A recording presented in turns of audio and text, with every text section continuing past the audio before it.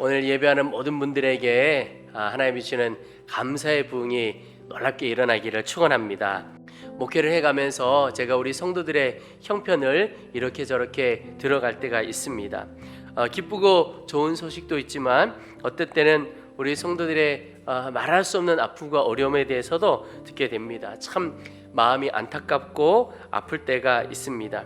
그런데 제가 우리 성도들의 사정을 알아가면 알아갈수록 차마 그래도 우리 감사해 봅시다, 감사합시다 라고 하는 말씀드리기가 참 어려울 때가 많이 있습니다.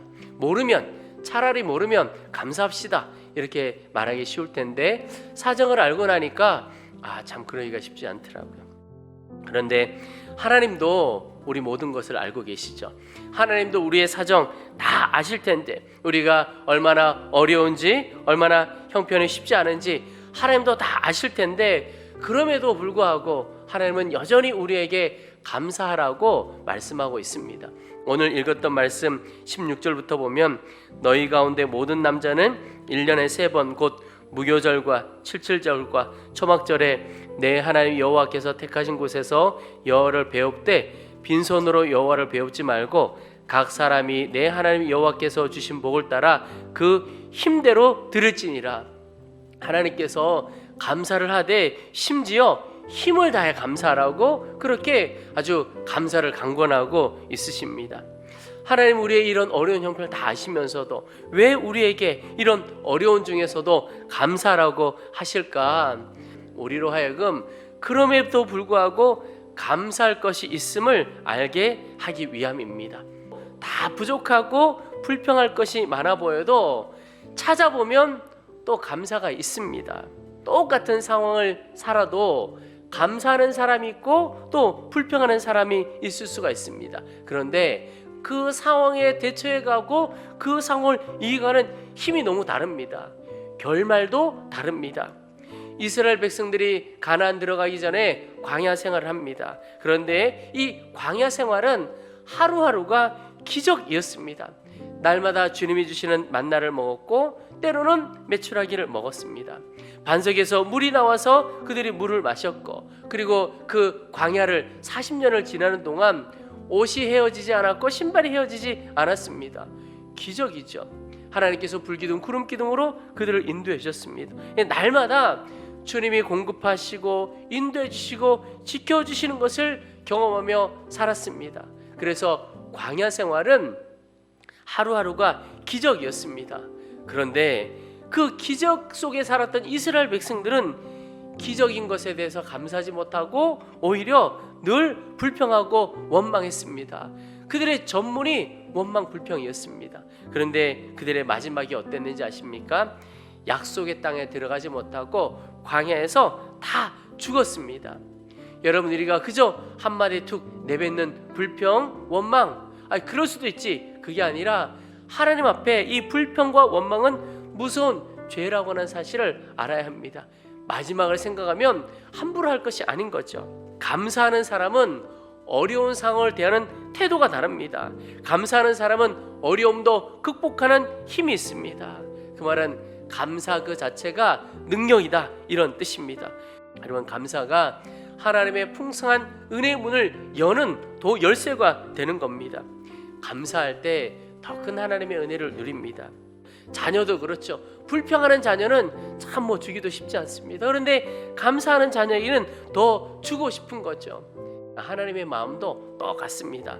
불평하는 사람보다 감사하는 사람에게 더 주고 싶은 겁니다. 다른 게 복이 아닙니다. 감사 그 자체가 복입니다. 내 안에서 감사가 일어난다. 그 사람은 정말 축복받은 사람인 거죠. 하나님께서 우리에게 복의 복을 더해 주시려고 너 감사하라 그렇게 말씀하고 권면하시는 겁니다. 잠언 3장에 내 재물과 내 소산물의 처음 익은 열매로 여호와를 공경하라 하나님 앞에 감사하라 이런 뜻입니다.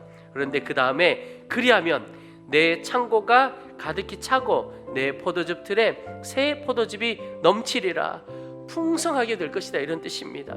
여러분 감사가 하나님의 은혜를 누리는 길입니다.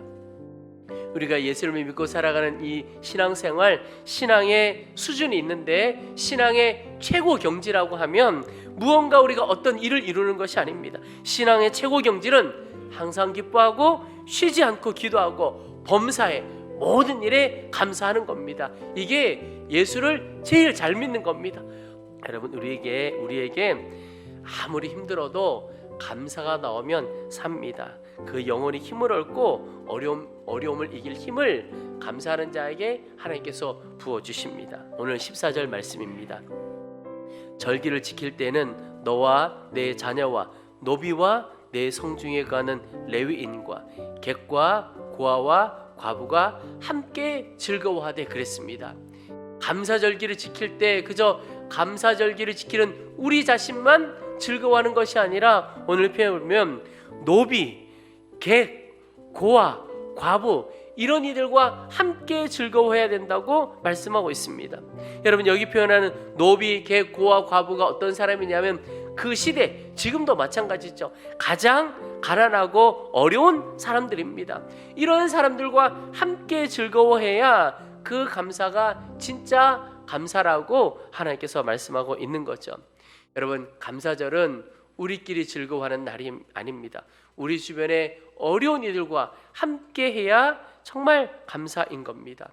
이스라엘 백성들 제사 이렇게 드리라고 하는 말씀 중에 제사를 드릴 때 가난한 이들은 비둘기나 곡식 제물로 제물을 드렸습니다.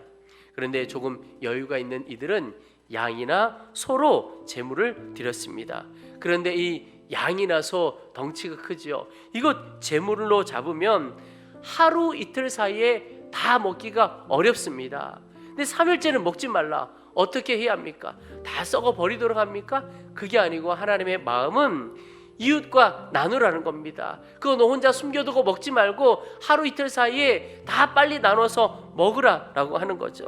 특별히 어려운 이웃들과 함께 하라, 이런 뜻입니다. 여러분, 그 시대에 가장 어려운 사람들, 그들과 함께 즐거워할 수 있어야 하나님이 받으시는 감사의 제사가 됩니다. 하나님은 감사할 일이 있을 때 꼭 이웃도 생각하라고 말씀하고 있는 겁니다. 여러분, 우리가 주님만 바라보는 것이 아니라 이웃도 볼 수 있어야 합니다. 진정으로 하나님을 바라보는 사람은 이웃도 바라보는 눈이 열리게 됩니다. 이게 같이 가게 되는 거죠. 우리 이웃들에게 우리가 가진 것들 흘려보낼 때, 함께 나눌 때 하나님의 은혜가 더 부어집니다. 여러분, 우리의 재정 상황 때문에 어렵다고 느껴질 때가 있습니다. 그런데 심정적으로 또 어렵게 느껴질 때가 많이 있죠. 그런데 영적으로 보면 우리의 재정 상황 형편과 상관없이 우리가 궁핍하게 느껴지는 이유가 있습니다. 그건 우리의 수입이 부족한 데 있지 않고 두 가지 이유입니다. 하나는 우리가 하나님께 드려야 할 것을 제대로 드리지 않았기 때문에 그래서 궁핍하게 느껴지는 겁니다. 그리고 또 하나가 이웃에게 나누어 줘야 할 것을 나누어 주지 않았기 때문에 우리가 궁핍하게 느껴집니다. 그래서 궁핍은 내가 없어서 궁핍하다고 느껴지는 게 아니라 오히려 움켜쥐고 있어서 하나님께 이웃에게 제대로 나누고 베풀지 않아서 더 어렵게 느껴진다는 겁니다. 여러분, 진짜 부자가 누구인지 아십니까? 많이 가진 사람이 부자가 아닙니다. 많이 나누어 준 사람이 부자입니다. 여러분, 함께 기도해 주시기를 부탁을 드립니다. 저는 우리 교회가 도움 요청하는 모든 것을 넉넉히 도울 수 있는 교회 되어지기를 소망합니다. 여러분의 가정도 그렇습니다. 누가 도움이 필요하면 넉넉히 흘려보내고 도울 수 있는 그런 가정 되기를 소망합니다. 우리 일상에서 하루하루 감사 제목을 찾아보시기 바랍니다. 감사 찾기 어렵다면 하나님 앞에 하나님 감사를 주십시오. 감사를 회복시켜 주십시오. 그렇게 기도해 보십시오. 상황이 아무리 어렵고 힘들어도 우리 마음 안에 감사가 나오면 삽니다. 나도 살고 우리 가정도 살고 내가 만난 이들 살려내는 힘이 감사하는 사람에게 있습니다. 그리고 여러분, 우리가 할 수 있는 대로 나누고 베풀어 보시기 바랍니다. 꼭 재정만이 아닙니다. 우리의 마음을 나눌 수 있고 작은 말 한마디라도 나눌 수가 있는 겁니다. 할 수 있는 대로 나누고 베풀어 보시기 바랍니다. 여러분, 절대 그것은 사람에게 주는 것이 아니고 하나님께 우리가 받는 것입니다. 하나님이 더 넘치도록 갚아주실 일을 하는 것입니다.